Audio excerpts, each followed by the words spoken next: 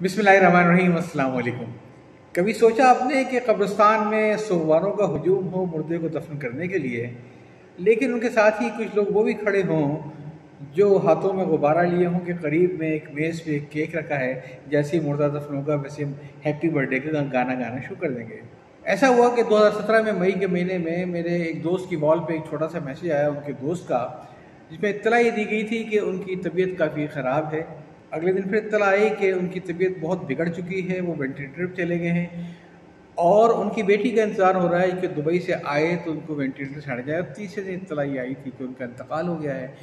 ठीक 10 दिन के बाद मेरे उस दोस्त की फेसबुक वॉल सालगिरह मुबारक के पैगामात से भरी हुई थी, जो लोगों ने फेसबुक पर नोटिफिकेशन मिलने के साथ ही उसको फटाफट भेज दिए थे। वो तमाम दोस्तों ने ये जहमत नहीं की कि जिसको सालगिरह मुबारकबाद दे रहे हैं उसकी फेसबुक वॉल पर देख लें कि वो बंदा ज़िंदा भी है कि नहीं है। सोशल मीडिया ने हमें उतना सोशल नहीं किया जितना हमें इसने एंटी सोशल कर दिया है। ये हमें करीब नहीं लाया, इसने हमें मज़ीद दूर कर दिया है।